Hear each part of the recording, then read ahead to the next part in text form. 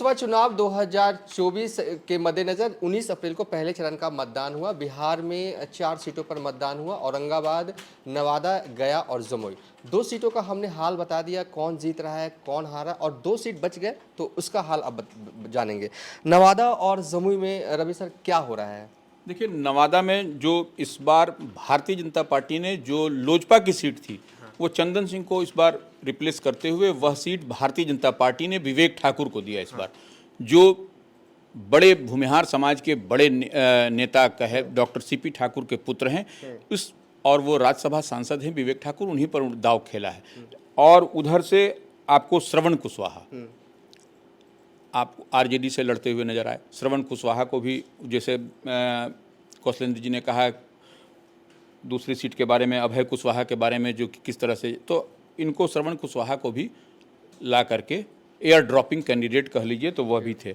और उनके सामने विनोद यादव, राजबल्लभ यादव के भाई वह जो है सो निर्दलीय लड़े। वह आरजेडी से माने चाह रहे थे टिकट, लेकिन नहीं मिला किन्हीं कारणों से। जो भी हो, तो राजबल्लभ यादव के गढ़ में श्रवण कुशवाहा। तो देखिए, यहाँ पर फिर कुशवाहा को इन्होंने, औरंगाबाद में भी देखा आपने किस तरह से कुशवाहा को लालू प्रसाद यादव ने बनाया, यहाँ पर भी श्रवण कुशवाहा को बनाया। तो ये कुशवाहा कार्ड जो इस बार राष्ट्रीय जनता दल ने खेला है, यह एनडीए के लिए परेशानी का सबब है। और यही जो है सो वोट आपको दिखाई पड़ रहा है। और विवेक ठाकुर के बारे में क्या कहा गया? विवेक ठाकुर के बारे में कहा कि यह बाहरी हैं, कोई उनका रिश्तेदार करीबी भी दूर दूर तक वहाँ पर नवादा में नहीं दिखाई पड़ रहा था। तो यह एक परेशानी है। और चंदन सिंह, जो सूरजभान सिंह, जो बड़े नाम, बड़ा चेहरा, उनको, उनके भाई को बेटिकट कर दिया जाना, तो कहीं चंदन सिंह दिखाई भी पड़े क्या? आप लोग तो घूम रहे थे, सब जगह न्यूज़ फॉर नेशन की टीम थी। आप देखिए कि चंदन सिंह कितनी जगह पर गए, क्या किए। सूरजभान सिंह कहीं निकल करके भी आए क्या? तो यह सब कहीं ना कहीं झोल झाल वहाँ दिखाई पड़ रहा है आपको। तो ऐसे में वहाँ पर, और विनोद यादव का जो है सो स्ट्राइक करना, राजबल्लभ यादव को माइनस करके वहाँ पर आरजेडी को, और वहाँ पर देखा गया कि किस तरह से कई एमएलए, जो राजबल्लभ यादव की पत्नी है वो खुद आरजेडी की वो एमएलए हैं, उनके साथ में एक और एमएलए थे वहाँ पर जो रिजर्व कॉन्स्टिट्यूंसी के पड़ते हैं आरजेडी के, वह भी साथ में थे विनोद यादव के साथ। तो वह सब इम्पैक्ट दिखाई पड़ रहा था क्या होने वाला। तो कुल मिलाकर के अगर यदि हम कहें तो विवेक ठाकुर को वहाँ पर एज नहीं मिलता हुआ दिख रहा है, वहाँ श्रवण कुशवाहा को ही एज मिल रहा है। तो वहाँ पर जैसे आप हमको बोलिएगा कि क्या वहाँ पर है, तो निश्चित रूप से श्रवण कुशवाहा का पलड़ा यहाँ नवादा में भारी होता हुआ दिखाई पड़ रहा है। चलिए हम जमुई पे आएंगे, लेकिन सबसे पहले कौशलेंद्र प्रियदर्शी जी से जानना, नवादा में आप किसे एज दे रहे हैं, क्योंकि ये बड़ी बात कह गई है।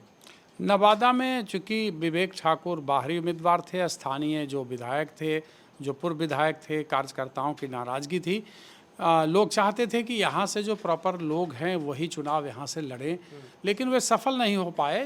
तो नवादा में विवेक ठाकुर भी एक पैराशूट कैंडिडेट के टाइप तौर पर उतारे गए वहाँ, और उन्होंने मेहनत की, लोगों को लगा। लेकिन जो वोटिंग प्रतिशत, जैसा इन्होंने कहा कि रैली होने के बाद जो है प्रतिशत कम रहा है, तो वोटिंग प्रतिशत काफ़ी कम रहा, चौंकाने वाला।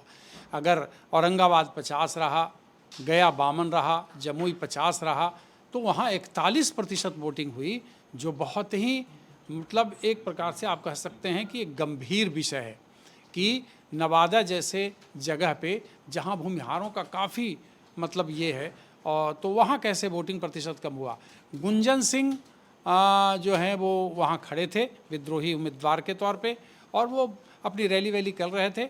इन्होंने चंदन सिंह और सूरजभान सिंह की बात की तो वो साइलेंट थे, उनका कुछ मकसद नहीं था। लेकिन बड़ी बात जो है कि राजबल्लभ यादव, जिनका बोलबाला है वहाँ यादवों के बीच में, यादव वोटर के बीच में, उनकी पत्नी वहाँ से विधायक भी हैं और लगातार वो जीतते रहे वहाँ से। तो राजबल्लभ यादव के क्षेत्र में जब राजबल्लभ यादव के किसी व्यक्ति को टिकट नहीं दिया गया तो उनके भाई विनोद यादव वहाँ से खड़े हो जाते हैं, जिनकी एक हैसियत है उस इलाके में। तो ये विवेक ठाकुर के लिए वरदान साबित हो सकता है कि श्रवण कुशवाहा राष्ट्रीय जनता दल का एक मजबूत आदमी वहाँ से खड़ा है, और वो किसका वोट काटेगा? वो वोट काटेगा श्रवण कुशवाहा का। अब सम्राट चौधरी का जो ट्रम्प कार्ड खेला गया वो नवादा में कितना, हालांकि सम्राट चौधरी ने वहाँ काफ़ी काम किया, लेकिन वो कितना कामयाब होगा कुशवाहा के बीच में, ये तो वक्त बताएगा। अगर औरंगाबाद में कुशवाहा ने, अशोक महतो की एंट्री भी वहीं से हुई। हाँ, अशोक महतो की एंट्री भी वहीं से हुई, कुख्यात अशोक महतो जिनकी पत्नी को टिकट दिया लालू ने। तो वहाँ से एंट्री के बाद एक लगा कि ये गोलबंदी होगी, तो गोलबंद हुए लोग, लेकिन विवेक ठाकुर के खिलाफ काफ़ी नाराज़गी थी लोगों के बीच में। लेकिन मुझे जो अंत तक लगता है कि नवादा में विवेक ठाकुर का नहीं होगा। ना नहीं होगा नवादा में। लेकिन एक चीज़ है कि नवादा का एक प्रमुख मुद्दा ये रहा, बाहरी बनाम जो है स्थानीय। इसी मुद्दे मुझे लगा कि कोई गली और सड़क के लिए कोई लड़ाई हो ही नहीं थी। नवादा के लोग कह रहे थे इस बार हमें स्थानीय ही चाहिए। बाहरी थे विवेक ठाकुर, जैसा रवि उपाध्याय सर कह रहे हैं कि थोड़ी सी ये मतलब कह रहे हैं कांटे की लड़ाई वाली बात स्थिति दिख रहे हैं, ये कह रहे हैं एज है, किसी भी तरीके से निकल जाएंगे। आप क्या मान रहे हैं? ये कोई पहली बार स्थिति नहीं है कि नवादा के लोग स्थानीय सांसद मांग रहे थे। आप 2009 याद कीजिए, जब भोला सिंह वहाँ से चुनाव जीते थे, बेगूसराय से आकर के चुनाव जीत गए थे। 2014 में गिरिराज सिंह बरहिया से आकर के, यानी कि लखीसराय से आकर के नवादा में चुनाव जीत गए। फिर से 2019 में चंदन सिंह मोकामा से आकर के चुनाव जीत गए नवादा में। तो हर बार वहाँ पर बाहरी भगाव की बात होती है और भाजपा की स्थिति है को बाहरी वहाँ पर दे देते हैं कैंडिडेट। और तमाम चीज़ों में नवादा में एक बड़ी बात इस बार भी रही, पिछले 3 चुनावों का मैंने इसलिए जिक्र किया, जो तीनों उम्मीदवार वहाँ जीते हुए सांसद रहे वो तीनों भूमिहार जाति से आए। और नवादा में ये बात आम थी कि यहाँ पे भले ही विवेक ठाकुर के प्रति नाराजगी रही, लेकिन लोगों का कहना था कि हमें यह सीट भी बचानी है। मैं भूमिहार जाति के लोगों की बात कर रहा हूँ। विवेक ठाकुर के बहाने वहाँ पे भूमिहारों के उस सीट को बचाने की चुनौती वहाँ के भूमिहारों की रही। और गुंजन सिंह जो वहाँ पे गायक खड़े हुए थे, उन्होंने भी बड़ी कोशिश की थी, लेकिन वो कोशिश ज़मीनी स्तर पर सफल नहीं रही। तो विवेक ठाकुर के लिए एक मुश्त वोट आप कह सकते हैं कि भूमिहारों का बड़े स्तर पर पड़ा। और भले ही ये नाराज़गी चुनाव दर चुनाव 2009, 14 और 19 में भी देखने को मिला था कि बाहरी भगाओ, स्थानीय लाओ, लेकिन अंततः तक लोगों ने वोट दिया। इस बार भी करीब करीब वही स्थिति उनके लिए, विवेक ठाकुर के लिए वहाँ रही। दूसरी ओर जो वहाँ पे श्रवण कुशवाहा उम्मीदवार उतरे, तो उनकी चुनौती यह थी कि श्रवण कुशवाहा जिस के सहारे चुनाव मैदान में उतरे थे, यानी कि राजवल्लभ यादव परिवार के सहारे, वही राजवल्लभ यादव लालू यादव के विरोध में वहाँ पे उतर चुका था और विनोद यादव वहाँ से उम्मीदवार बन गए। स्थिति हुई कि विनोद यादव वहाँ पे खुद चुनाव जीतने के लिए नहीं लड़ रहे थे, बल्कि वहाँ कहा गया कि वो चुनाव हराने के लिए श्रवण कुशवाहा को लड़ रहे थे। तो इन स्थितियों में श्रवण कुशवाहा कोई ऐसे बड़े नाम भी उस इलाके में नहीं थे कि जिनको लेकर के कोई बड़ा वोट पड़े।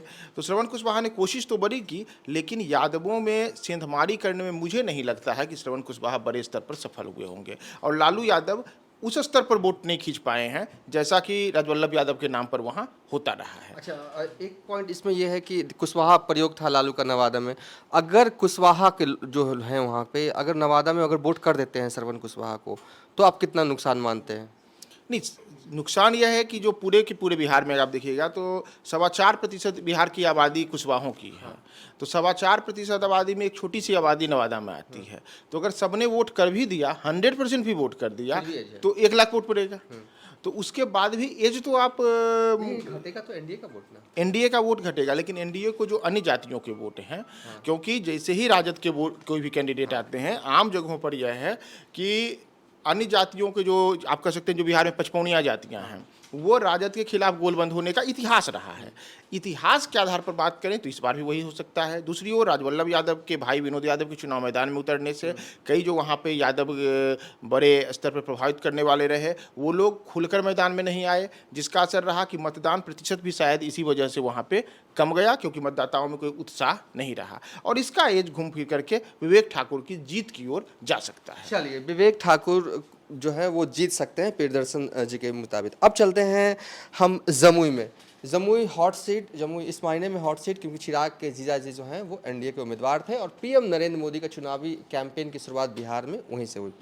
क्या देख पा रहे हैं सर, क्या कौन जीत रहा है जमुई? देखिए, निश्चित रूप से जमुई सुरक्षित जो सीट है वह चिराग पासवान अभी भी वहीं से सांसद हैं, अभी भी, इसलिए वो कोई इशू नहीं है। सवाल ये है कि वहाँ पर कैंडिडेट कौन था आरजेडी का? अर्चना रविदास।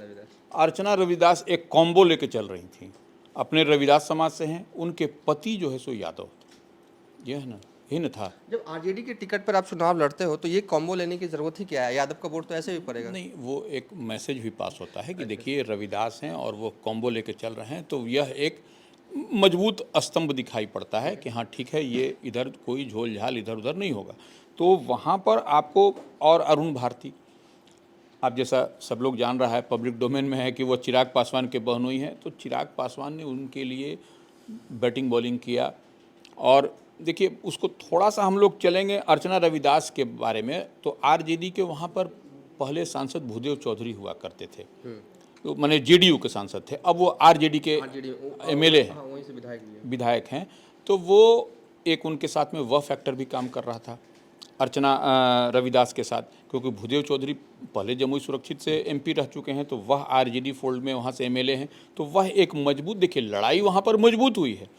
और निश्चित रूप से अरुण भारती जो हैं वह लोक जनशक्ति पार्टी रामविलास हेलीकॉप्टर पर सवार थे, तो यह जैसे कहा जा रहा है कि उसके लिए चिराग पासवान ने पूरी ताकत झोंक दी। और जैसा आप खुद जान रहे हैं, पूरा बिहार गवाह है कि नरेंद्र मोदी वहीं से अपनी रैली की शुरुआत किए थे, अपने हनुमान वाली सीट पर, चिराग पासवान की सीट से वहाँ पर जो था, तो वो निश्चित रूप से वहाँ पर अरुण भारती, वहाँ पर कोई एज है, अरुण भारती वहाँ पर यानी कि एनडीए जो जीतते हुए है दिखाई वो जमुई सीट निकाल लेगी।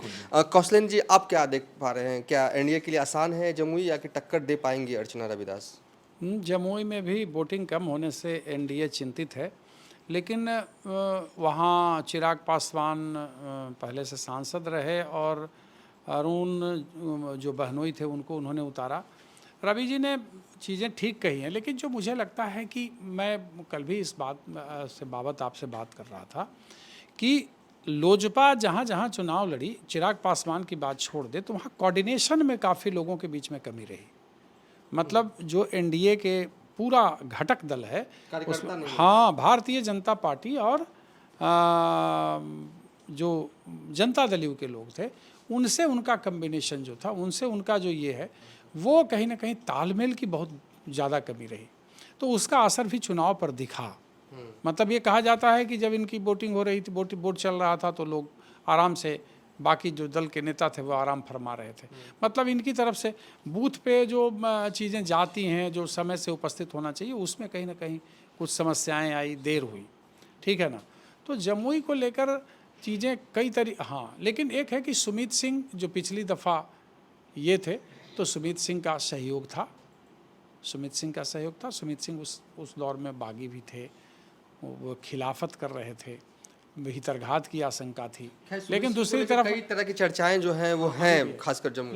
लेकिन एक और मोदी का अपना जो वोट बैंक है, जिसकी बात हम हमेशा कहते हैं कि गांव से लेकर के ये तक है, तो एक वोट प्रतिशत जो अति है, उसको क्या कह सकते हैं, सामूहिक तौर पे आप देखते हैं कि वोटों का प्रतिशत तो अति पिछड़ा, और अर्चना रविदास भी थी वहाँ, तेजस्वी यादव ने भी काफ़ी जोर लगाया था। तो मुझे लगता है कि ये सीट थोड़ी फंसी हुई दिखती है, हालांकि अंत तक मतलब कह सकते हैं, लेकिन मुझे पूर्णतः विश्वास नहीं हो रहा। आपको क्या लग रहा है, फंसी हुई है जमुई या निकल जाएगा? नहीं, जैसे शुरू में जब सीट चल रही थी ना, तो उस समय तो अर्चना रविदास निस्संदेह शुरुआती दौर में काफ़ी बेहतर तरीके में दिख रही थी। और प्रधानमंत्री नरेंद्र मोदी जमुई से अपने बिहार में चुनावी जनसभाओं की शुरुआत करते हैं, और याद होगा कि 2014 में भी मोदी ने वहीं से, जमुई से ही चुनावी जनसभाओं की शुरुआत की थी। तो शगुन तो बढ़िया गया था 2014 में। इस बार भी अपने उसी शगुन को बढ़िया करने के लिए पीएम मोदी वहाँ आए थे, और लेकिन शुरुआत में काफ़ी वहाँ पे टफ स्थिति थी। बाद में आपको याद होगा कि जब वहाँ पे कुछ चिराग पासवान की मां को लेकर के गाली कांड हुआ था, तो इसी लेकर के एक अलग किस्म का वहाँ पे भावनात्मक माहौल बना था। और ये तमाम चीज़ें वहाँ पे एनडीए प्रत्याशी के लिए, जो अरुण भारती रहे, उनके पक्ष में जाती हुई दिखी थी। हालांकि जिस परिवारवाद को लेकर के बार बार चर्चा होती है, उसमें चिराग पासवान के उम्मीदवार पर ये सवाल वहाँ पे आमजन में भी था कि क्या चिराग पासवान को अपने परिवार के अलावा कोई दूसरा व्यक्ति दलित समुदाय में नहीं दिखा था जिसे वोट दिखे। इस मुद्दे को चिराग पासवान के खिलाफ तेजस्वी यादव ने भी खूब भुनाया था, और इन चीज़ों को लेकर के वहाँ पे मुकाबला काफ़ी कड़ा टाइप का दिखा था। यह आप कह सकते हैं कि काफ़ी कांटे के वहाँ पर मुकाबला है, और इस कांटे के मुकाबले में आप एज तो दे सकते हैं अरुण भारती को, लेकिन उनकी जीत निश्चित होगी, इसे लेकर के थोड़ी सी संदेह की अगर कोई मुझसे पूछे तो मैं भी एज ही दे दूंगा, जमुई में जो है वो एनडीए के उम्मीदवार को एज है। ठीक है कि नवादा के जो एनडीए कैंडिडेट थे वो बहुत ही ख़राब चुनाव लड़े, उनका मैनेजमेंट बहुत ही ख़राब था, कई बूथ पर पोलिंग एजेंट नहीं थे, लेकिन नवादा में बीजेपी को पोलिंग एजेंट की कमी हो गई, कमी हो गई, मैनेजमेंट की कमी थी, वो बहुत लास्ट में गए और नहीं मैनेज कर पाए। वो अगर जीत रहे हैं तो वो जीत रहे हैं, प्रहलाद यादव नहीं, सॉरी, राजबल्लभ यादव का जो परिवार का जो वहाँ, हाँ, उन लोग के खड़ा होने से उनको एज है। और जमुई में भी शुरू में लग रहा था कि जीत गए, लेकिन बाद में यही जयप्रकाश यादव के भाई ने उनका वहाँ बाद में विरोध करना शुरू कर दिया। विजय यादव। हाँ, नहीं, विजय प्रकाश नाम है उनका। उन्होंने विरोध ये कह के शुरू किया कि मुंगेर की जो कैंडिडेट थी अर्चना रविदास, उसके पति मुंगेर के हैं, तो फिर यहाँ मुंगेर के लोग का वर्चस्व हो जाएगा। तो बाद में वो हम 2-3 बार गए, जब वो बात की तो बोले कि हम पूजा कर रहे हैं, कहीं घूम नहीं रहे थे। तो उन लोग के चलते पे वहाँ बहुत हानि हुआ आरजेडी को।